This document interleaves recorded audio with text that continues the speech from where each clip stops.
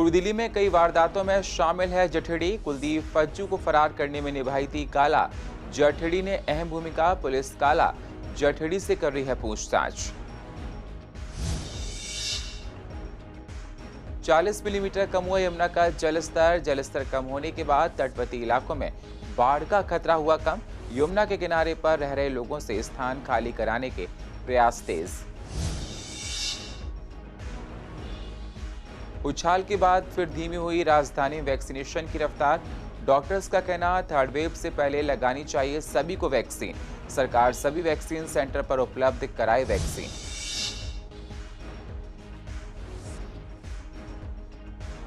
ACP ने सुनी जन समस्याएं। जन सुनवाई के दौरान लोगों ने बताई अपनी अपनी समस्याएं। गीता कॉलोनी में लगाया गया जन सुनवाई कैंप। और विश्वास नगर से विधायक ओपी शर्मा ने सत्र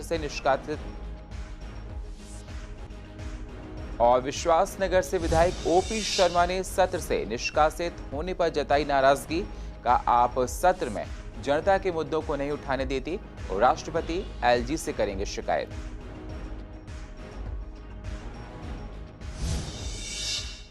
नमस्कार, स्वागत है आप सभी का सीसीएन में और आप देख रहे हैं पूर्वी दिल्ली खास। अब होते हैं रूबरू पूर्वी दिल्ली की अहम खबरों के साथ। नई दिल्ली की स्पेशल सेल पुलिस को बड़ी सफलता हाथ लगी है।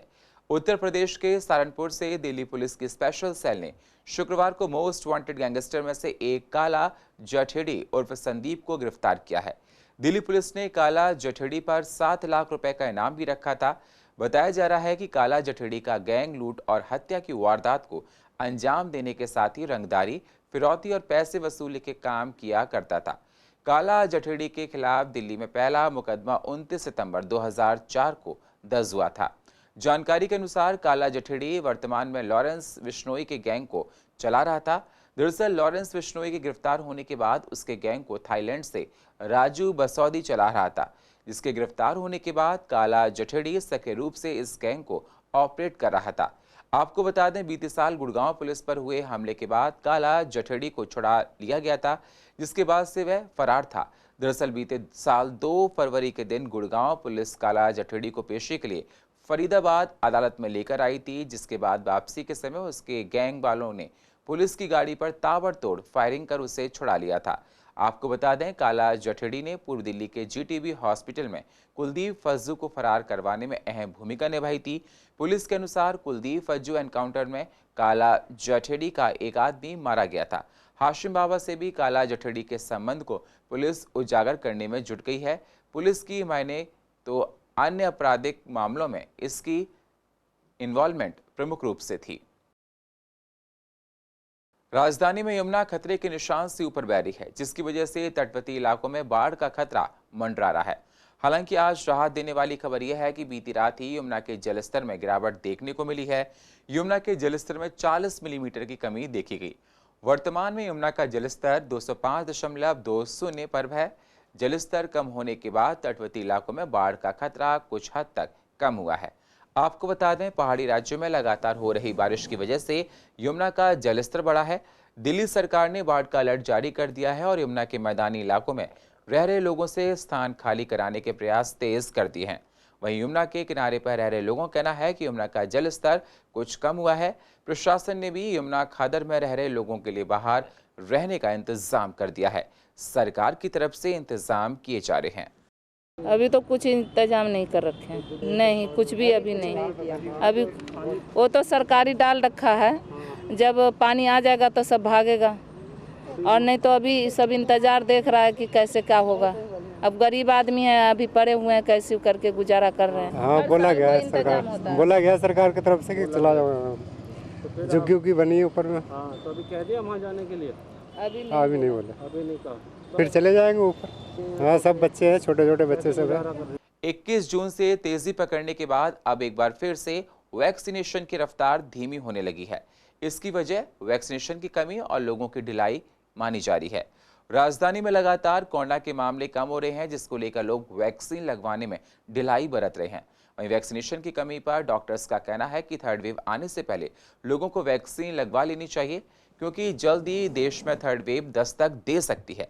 लोगों को अभी से लापरवाही छोड़ सावधानी पर ध्यान देना चाहिए।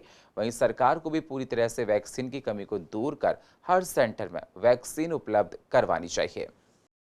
जो लोग सोच रहे हैं कि वैक्सीनेशन ना लगाने से अभी काम चल जाएगा, लेकिन मेरी सबसे गुजारिश है कि आप वैक्सीनेशन लगाइए, क्योंकि हम केसेस अभी धीरे धीरे जैसे केरला में बढ़ रहे हैं, महाराष्ट्र में बढ़ रहे हैं, ऐसे ही दिल्ली के अंदर भी केसेस रिपोर्ट हो रहे हैं। सभी लोगों को ये नहीं पता लग रहा, लेकिन कुछ केसेस हमारे पास आए हैं जिन्होंने हमसे ये सर्विसेज लेने के लिए गुजारिश करी है।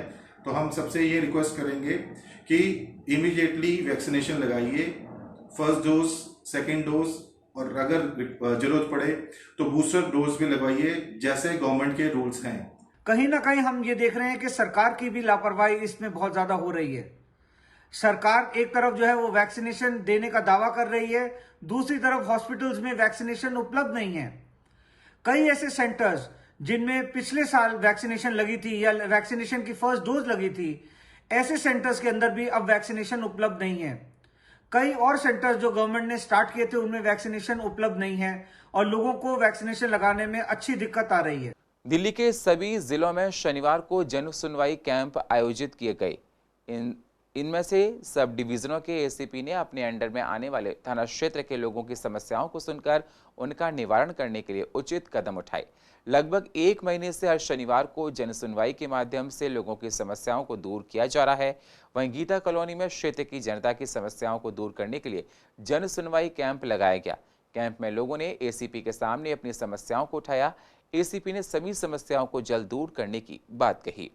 जी मुझे बहुत अच्छा लगा, मेरी सुनवाई हुई है, मेरी बात सुनी इन्होंने, बहुत अच्छे से सुना उन्होंने जी, अच्छा काम किया है और आगे के लिए आश्वासन भी दिया है। मेरे पति ने मुझे तलाक दिया फ़ोन पे। मेरे को पूरी सपोर्ट मिली है, ऐसा मुझे तसल्ली भी दी गई है, अगर ऐसे कोई दिक्कत होती है तो हम आपके साथ हैं और मुझे कोई दिक्कत नहीं है क्योंकि सर लोग मेरे साथ में हैं। पड़ोस में कुछ दुकानदार हैं जो लाला लोग हैं, वो मुझे धमकी देते रहते थे, लेकिन अब ऐसा कुछ भी नहीं है, सबने संभाल लिया है, आगे से कोई दिक्कत नहीं होगी, साहब ने तसल्ली दे दी है। हमारा केस छत पर रखी पानी की टंकियां हमारी, और जो टॉप फ्लोर वाले हैं उन्होंने 10 टंकियां काट के लॉकडाउन में बेच ली हमारी, 10 टंकियां और पाइप। सर ये तो ठीक है, सुन ही गई, अब कार्रवाई इस पर हो तो फिर आगे पता लगे। दिल्ली विधानसभा सत्र के दौरान स्पीकर द्वारा ओपी शर्मा को अधिकतर सत्र में सदन से निष्कासित कर दिया जाता है। इस पर विश्वासनगर से बीजेपी विधायक ओपी शर्मा ने आपत्ति जाहिर की है। विधायक ने कहा कि आप ज्यादा संख्या का फायदा उठाती है, जनता के हितों का मुद्दा नहीं उठाने दिया जाता है सदन में। इसकी शिकायत हम एलजी, गवर्नर और राष्ट्रपति से करेंगे। आम आदमी पार्टी के विधायक सदन में हंगामा करते हैं, जिससे समय और पैसा दोनों की बर्बादी होती है, जिसमें जनता के मुद्दे दब जाते हैं। सदन में जो विपक्ष के सदस्य हैं, जब जब जनहित के मुद्दों को उठाने का प्रयास करते हैं तो अपने संख्या बल ज़्यादा होने का वो अनुचित लाभ उठाते हैं और विपक्ष के लोगों को हुटिंग करके चीज़ों को डाइवर्ट करते हैं। और फिर जहाँ तक सवाल इस विधानसभा के सेशन की बात मैं यदि करूँ तो बिजली, सड़क, पानी, स्वास्थ्य, शिक्षा, कोरोना, इनको छोड़कर कभी वो दिल्ली पुलिस की बात करते हैं, कभी भारत रत्न देने की बात करते हैं। तो जो उनके अधिकार क्षेत्र से बाहर की चीज़ें हैं उन पे अपना समय ख़राब करते हैं और गवर्नर साहब से और राष्ट्रपति महोदय से मिलेंगे और उनके संज्ञान में इन चीज़ों को लाएंगे। दिल्ली विधानसभा सत्र में सत्येंद्र जैन ने कहा कि तीनों नगर निगम पर दिल्ली सरकार का 6,800 करोड़ रुपए बकाया है, जिसमें ईस्ट एमसीडी पर 2,407 करोड़ रुपए बकाया है। उसके बाद भी निगम के कर्मचारियों को सैलरी ठीक से नहीं मिलती है, जिसके लिए वो लोग परेशान रहते हैं। इस पर ईस्ट एमसीडी के मेयर श्याम सुंदर अग्रवाल ने कहा कि दिल्ली सरकार झूठ बोल रही है, वो निगम को सिर्फ परेशान करते हैं। 4,950 करोड़ रुपए चौथे वित्त आयोग का बाकी है, लेकिन वे पैसा देने की बात तो दूर, हमें परेशान करने में लगे हैं। हम लोग कर्मचारियों की तनख्वाह, उनका डीए, उनको जो हम सेवानिवृत्ति का पैसा देते हैं वो हम दे नहीं पा रहे हैं। हमारे कर्मचारी परेशान हैं। कल बड़ी संख्या में हम लोगों ने प्रदर्शन भी किया, सभी निगम पार्षदों ने। सभी निगम पार्षदों का प्रदर्शन करने का मतलब पूरी दिल्ली की जनता ने उनके खिलाफ हल्ला बोला है। उनसे कहा है जो नियमों का बकाया आप हमें दें, देते क्यों नहीं? 13,000 करोड़ से ज्यादा हम लोगों का बकाया है, उन्हें तुरंत देना चाहिए, उन्हें गंदी राजनीति नहीं करनी चाहिए। अप्रैल 2022 में होने वाले दिल्ली नगर निगम चुनाव बहुत से नेताओं के सियासी भविष्य पर ग्रहण भी लगा सकते हैं। ये वह नेता है जो पार्षदी पाने के फेरे में इन दिनों धड़ल्ले से अपनी पार्टी छोड़कर नई का दामन थामने में लगे हुए हैं। बेशक नेता दूसरी पार्टी में जाने से पहले अपनी टिकट को लेकर पक्का आश्वासन ले रहे हों, लेकिन अगर सीट का प्रोफाइल ही बदल गया तो आश्वासन भी किस काम का रहेगा। फिर ना नेताजी के दावे में मजबूती रह पाएगी और ना ही पार्टी का वायदा निभाने का दबाव। दिल्ली नगर निगम संशोधन अधिनियम 2011 के अनुसार नगर निगम चुनाव से पहले सभी 272 सीटों पर रोटेशन करने का प्राविधान है।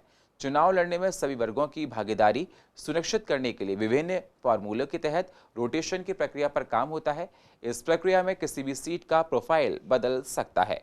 अनुसूचित जाति जनजाति के लिए आरक्षित सीट इसी वर्ग में महिला के लिए आरक्षित हो सकती हैं, तो सामान्य श्रेणी की कोई सीट कहीं महिला के लिए आरक्षित की जा सकती हैं और कहीं पूर्व में महिला के लिए आरक्षित सीट को सामान्य में लाया जा सकता है।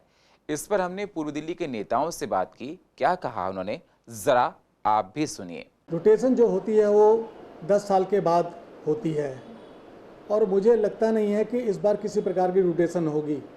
और जब भी पीछे रोटेशन अगर कोई हुई है तो या तो वो SC ST की जो सीटें बढ़ती है उसके कारण होती है या सीटों में कोई नंबरिंग चेंज होती है तब रोटेशन होती है या परिसीमन के कारण से रोटेशन होती है।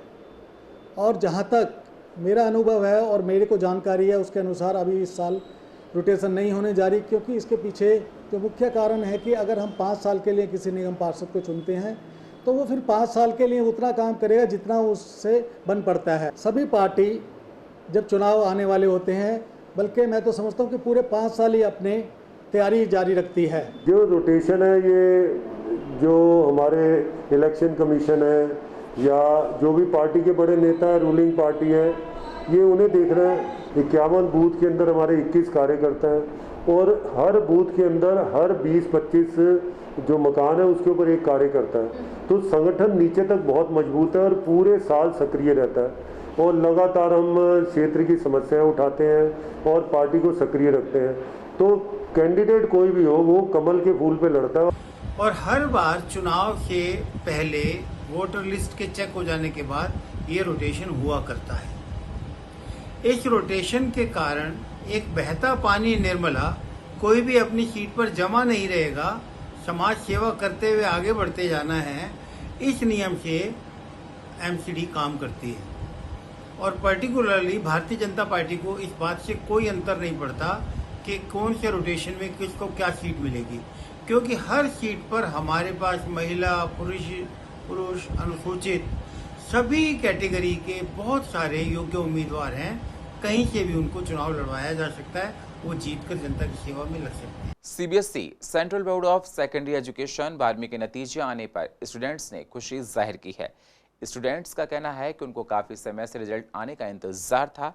कोरोना की वजह से स्कूल बंद है, लेकिन एग्ज़ाम की तैयारी काफ़ी समय से वो घर पर कर रहे थे। एग्ज़ाम नहीं हुए, इस बात का उनको काफ़ी दुख है, क्योंकि अगर एग्ज़ाम हुए होते तो रिजल्ट और भी अच्छा हो सकता था। लगातार 2 सालों से एग्ज़ाम नहीं हो रहे हैं, जिसकी वजह से एग्ज़ाम रिजल्ट पढ़ाई के मुताबिक ज़्यादा अच्छा नहीं आ रहा है।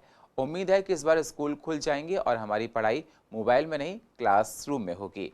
और मैं खुश हूँ कि मतलब मेरी इतनी परसेंटेज है और मैंने अपने सेक्शन मतलब अपने आर्ट्स स्ट्रीम में टॉप किया है। पर अगर ऑफलाइन होते तो और बेस्ट आने की वो रहती है, और पर क्या कर सकते, पेंडेमिक चल रहा है। वैसे भी मेरी 87% है सर। ऑफलाइन में ज़्यादा स्कोर कर सकते क्योंकि इसमें अभी हमारे 10th 11th 12th इसमें इंटरनल बेस प्री बोर्ड जैसे भी लगे हों, पर इसमें हमारे 12th के पेपर होते जिसमें जो हमने मेहनत करी थी तो उसमें और स्कोरिंग कर सकते थे हम। मैं आर्ट्स का ह्यूमैनिटीज़ का स्टूडेंट हूँ और मेरे 93% मार्क्स आए हैं।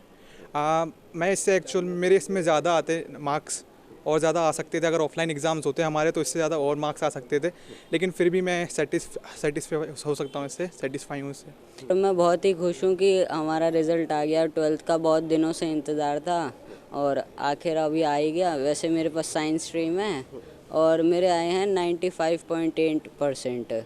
मेरी स्ट्रीम कॉमर्स थी और आगे तो मैंने मैनेजमेंट कोर्स करने की सोची है और इस बार मेरे 12th में 96.6% आई है। ये तो मेरे टोटल एग्रीगेट 5 सब्जेक्ट के 96 हैं, पर ये जो स्कोर है तो पुराने जो पेपर्स हुए हैं और प्री बोर्ड और टेस्ट उनके हिसाब से ही आए हैं। नहीं, ये तो बात पक्की है कि जो बच्चे लेबोरियस थे और मेहनती थे, उन्हें ऐसा लग रहा था कि शायद उनकी परसेंटेज 2-3-4% और बढ़ सकती थी, और क्योंकि उन्होंने मेहनत की थी लॉकडाउन रहते हुए भी, पर जो एवरेज बच्चे थे उनके लिए ये अच्छा रहा कि उनका पिछला रिकॉर्ड अच्छा था। हमारे लिए तो हर्ष की बात ये है कि हमारे स्कूल का रिज़ल्ट दिल्ली का जबकि 99.6% है, हमारे स्कूल का 100% रिज़ल्ट रहा है।